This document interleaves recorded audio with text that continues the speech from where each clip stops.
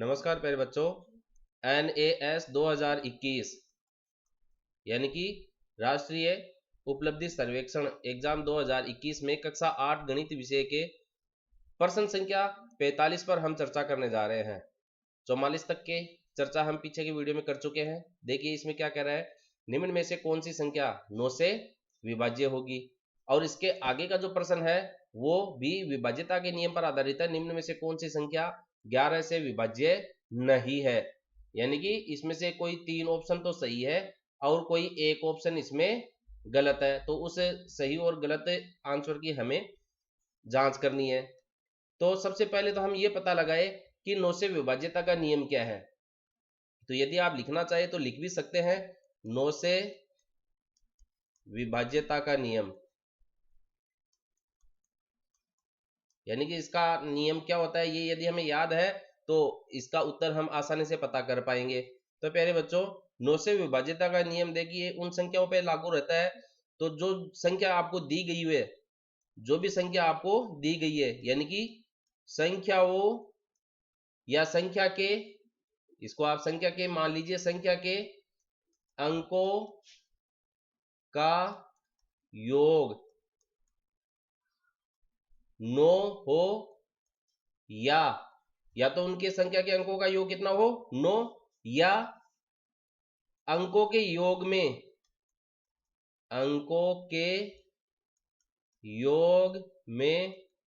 9 का पूरा भाग जाता हो। यदि ये दो कंडीशन लागू हो तो वो संख्या क्या है, 9 से पूर्णतः विभाजित होती है। तो हम सबसे पहले देखो 1 नंबर का ऑप्शन लेते हैं।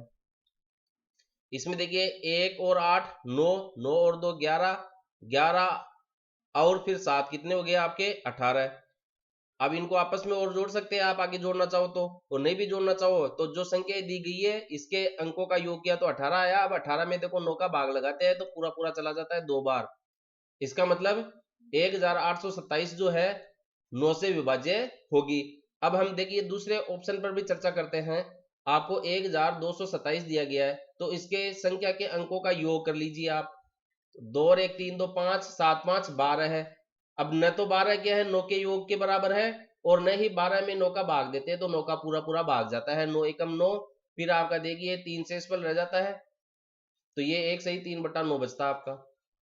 तो इसमें 9 का भाग जा ही नहीं रहा है पूरा पूरा, तो ये नहीं है। इसी तरीके से आप इन अन्य ऑप्शंस की भी चर्चा कर सकते हैं, डिस्कस कर सकते हैं, जांच कर सकते हैं।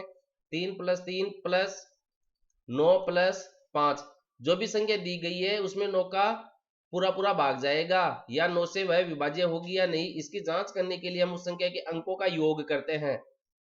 3 3 6, 9 6 15, 5 20। तो देखिए न तो इनका योगफल 9 के बराबर है और न ही इस 20 में 9 का पूरा पूरा भाग जाता है।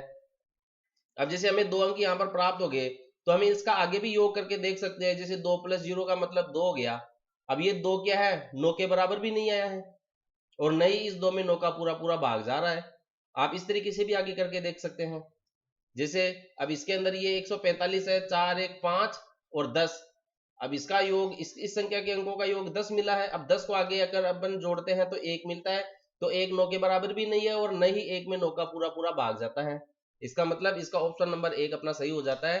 तो मैं पुनः रिपीट कर रहा हूं, 9 से विभाज्यता का नियम क्या होता है, जो भी संख्या दी गई है तो संख्या के अंकों को जोड़ने पर उसका योगफल यदि 9 हो या उसके योगफल में 9 का पूरा पूरा भाग जाता हो तो वह संख्या 9 से विभाज्य होगी। अब अपन बात करते हैं प्रश्न संख्या 46 में कौन सी संख्या 11 से विभाज्य नहीं है। तो प्यारे बच्चों, 11 से विभाज्यता के नियम में हमें दो चीज आनी चाहिए।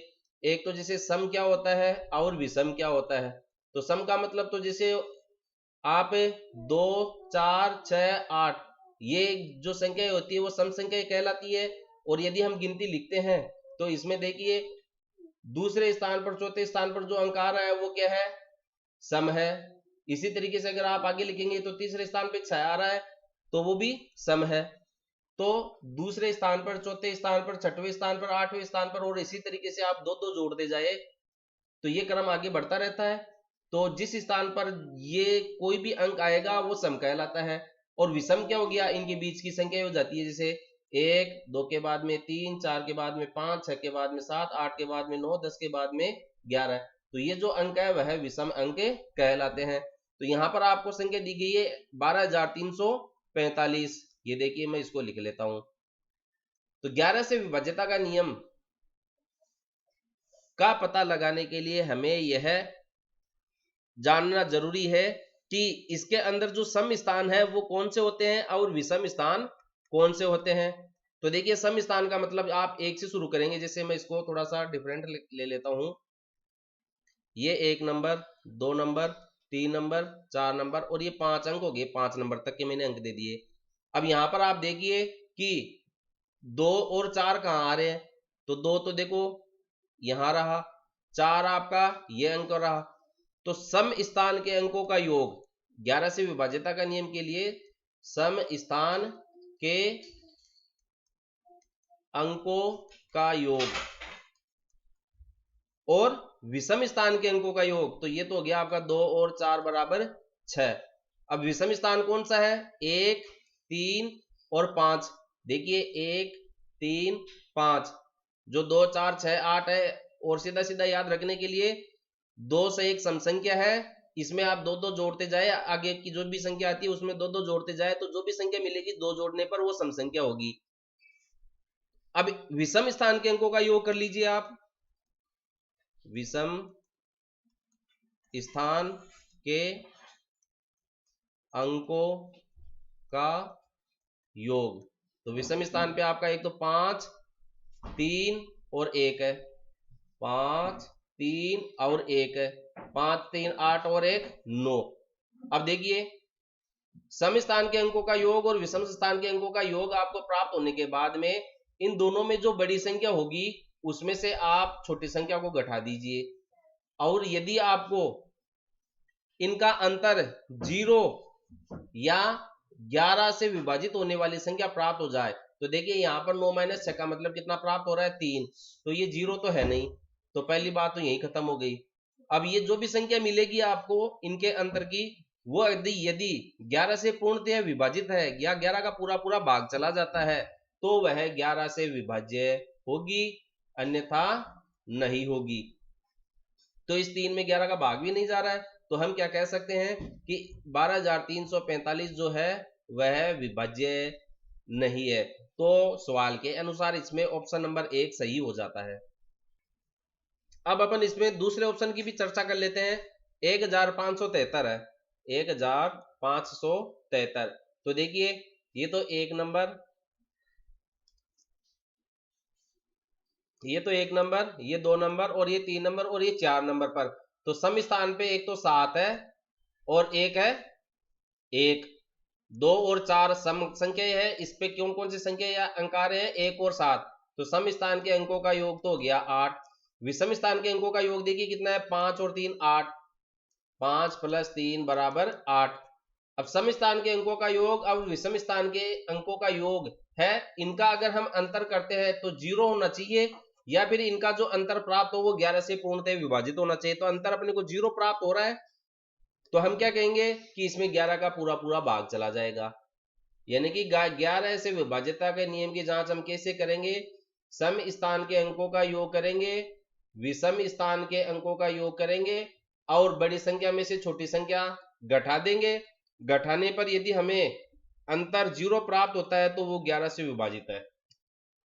दूसरी बात, अगर अंतर 0 नहीं प्राप्त हो और वो 11 से विभाजित होने वाली संख्या प्राप्त हो जाए तो भी वह 11 से विभाज्य होगी। और 11 के अलावा अगर कोई दूसरी संख्या प्राप्त हो जिसमें 11 का भाग नहीं जाता हो तो वह 11 से विभाज्य नहीं होगी। अब इसी तरीके से आप देखिए, इसका मतलब यहां पर तो हमें अंतर 0 प्राप्त हुआ इसका 1573 का, तो ये तो विभाज्य है। अब इसकी ओर जांच कर लीजिए, आप खुद करके देखिए। सम स्थान के अंकों का योग 4 और 4 8, विषम स्थान के अंकों का योग यानी कि 1 और तीसरे स्थान पे 5 और 3 8। अब इसको भी घटाते हैं तो अंतर इसका 0 प्राप्त हो रहा है, यानी कि 11 से विभाज्य है, तो तीसरा भी सही हो गया।